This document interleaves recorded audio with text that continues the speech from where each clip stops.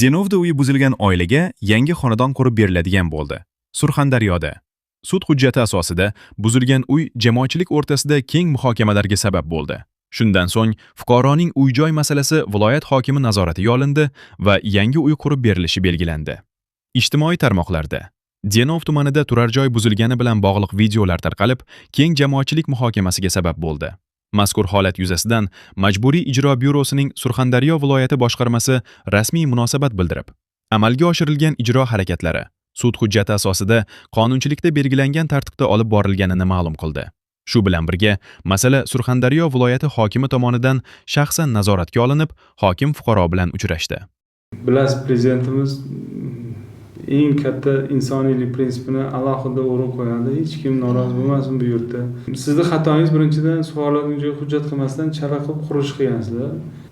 Sug'oriladigan joyni toifasini o'zgartirish hozir viloyat hokimining ham vakolati yo'q.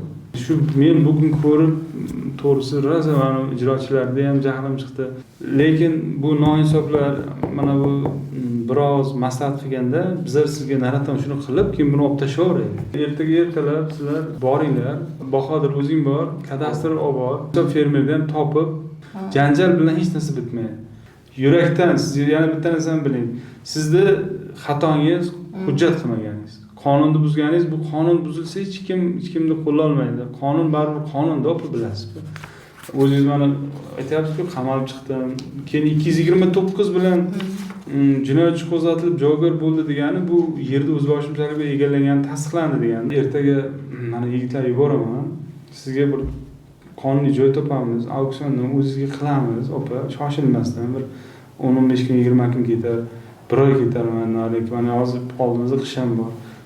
Uyingizda o'z materiallari ham hamma narsa bor ekan. Ular olamiz, leshnisini topilmagan topamiz-da, chiroyli qilib, vatan qilib, sizda ham ertaga egalik huquqi bo'ladigan, bir meros qoldiradigan, farzandlar bilan bemalol yashaydigan. Qilsak bo'ladimi shunday yordam bersak? Qilsak bo'ladi.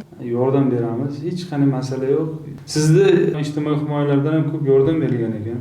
Bayramgacha borib qo'l tashlashib, xudo xolasa, biz tez kattaroq quruvchi qo'yamiz-da, tez ko'tartiramiz, xudo xolasa bilinmaganda mana uyingiz buzilib ketgani ham sezilmaydigan qilamiz-da.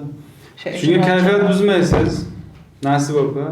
Assalom aka, sog'lig'i ham bor-ku, doktorga aytibsiz bor-ku, mana uni to'g'rilating tez. Qolgan birga bo'ladi. Janjal bilan, shu kelishmovchilik bilan hech narsa. Siz shu bugundan shunday kesib yuboring, ko'rmaganda bo'lib keting. Agar chuqur qishloqlarda ketmanda ikki katman ursangiz, gulda yer, to'g'rimi? Yer bergansiz, makka ekdik. Ana bug'doy oldik. Mana makkaga yer berdik, ekdingizmi makka? Ekdik ham. Ekib mol bormi mol? Molimiz yo'q, haloldan ishlaysamiz yo'q. Bor edi oldin. Xudo xolasa zo'r qilamiz. Hozir mana akani ham davlatamiz. Mana qizlaringiz bor ekan. Ular ham bor-ku, psixologik yomon ta'sir qiladi-da. Ertaga psixologlar ham qo'yib, bitgandan keyin borib, qizlaringiz bilan bir ko'rishib, xudo xolasa bayramga to'yga to'yana bo'ladi prezidentimizdan. Xo'pmi? Shu yurtboshimizning umrlari uzoq bo'lsin avvalo. Bizday muhtojlarning yuzini yorug' qilib, elning oldida mana shunday doimo yuzimizni yorug' qilib yuring nasib bo'lsa. Allohim yuzingizga nur bag'ishlasin, ishingizga rivojlasin. Assalomu alaykum. Kuni kecha ijtimoiy tarmoqlarda Denov tumanida uy-joyning buzilishi holati keng muhokamalarga sabab bo'ldi.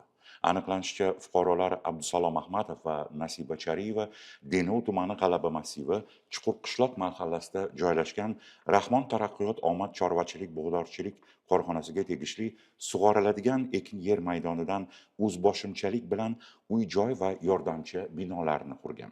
Sudning qarori bilan o'zboshimchalik bilan egallab olingan yer maydonida qurilgan uy-joy va yordamchi binolarni javobgarlar tomonidan yoki ularni hisobidan majburiy tartibda buzdirish va yer maydonini asl holatiga keltirish belgilangan. Nima uchun aynan shunday qaror chiqarilgan? Chunki sug'oriladigan yer davlat mulki bo'lib, shaxsiy mulk bo'la olmaydi. Xususan yer kodeksiga va tegishli qonunchilikka, jumladan 2024-yil 5-avgustdagi o'zboshimchalik bilan egallab olingan yer uchastkalariga hamda ularda qurilgan binolar va inshootlarga bo'lgan huquqlarni e'tirof etish to'g'risidagi qonunga muvofiq sug'oriladigan qishloq xo'jaligi yerlari fuqarolarning xususiy mulkiga o'tkazilishi mumkin emas. Sug'oriladigan yer mamlakat oziq-ovqat xavfsizligining asosi. Qishloq xo'jaligi yeri yo'qolishi demak, kelajakda xalqimizni oziq-ovqat bilan ta'minlash manbaini yo'qolishi degani. Shu bois qonun bunday yerni faqat bugungi ehtiyoj uchun emas, kelajak avlodlar manfaatini ham ko'zlab qattiq himoya qiladi. Sud buni ham asos sifatida ko'rsatgan. Javobgarlar bu yerni noqonuniy egallab qurish jarayonida mas'ul organlar, kadastr, mahalla, yer tuzish xizmati tomonidan bir necha marotaba ogohlantirilgan. Ya'ni bu to'satdan hech kimga ma'lum bo'lmagan holda sodir bo'lgan voqea emas. Odamlar bila turib, ogohlantirishga qaramay qurilishni davom ettirishgan. Sud birdaniga buzdirish degan qarorga kelmaydi. Avvalo huquqbuzarlikni bartaraf etishning boshqa yo'llari qo'llaniladi. Faqat boshqa barcha yo'llar natija bermaganda, yer toifasi mutlaqo o'zgartirib bo'lmaydigan sug'oriladigan yer ekanligi isbotlanganda, sud oxirgi chora sifatida buzib tashlash kabi qat'iy choraga murojaat qiladi. Bundan tashqari bu yer rasman Rahmon taraqqiyot omad korxonasiga tegishli bo'lgan. Javobgarlar yerni egallab olish bilan faqat davlat manfaatini emas, balki shu yerdan qonuniy foydalanish huquqiga ega bo'lgan korxonaning ham huquqini poymol qilishgan. Shuningdek, Nasiba Chariyeva sug'oriladigan yer uchastkasini noqonuniy egallab olganligi uchun jinoiy javobgarlikka tortilgan. Sudning qarori kuchga kirgan bo'lsa-da, 2026-yil 13-martda taftish instansiyasi insonparvarlik nuqtai nazaridan sud qarori ijrosini to'xtatib bergan. Arizachiga qonun buzilishi oqibatini ixtiyoriy bartaraf qilish uchun davlat tomonidan salkam 2 yilga yaqin imkoniyat berilgan. O'rni kelganda barcha fuqarolarga eslatib o'tishni joiz deb topdik. Sug'oriladigan yer maydonlarini noqonuniy egallab, binolar qurishning huquqiy oqibatlari mavjud. Chunki qonun hamma uchun barobar va bunday yer maydonlari qonun tomonidan alohida muhofaza qilinadi. E'tiboringiz uchun rahmat.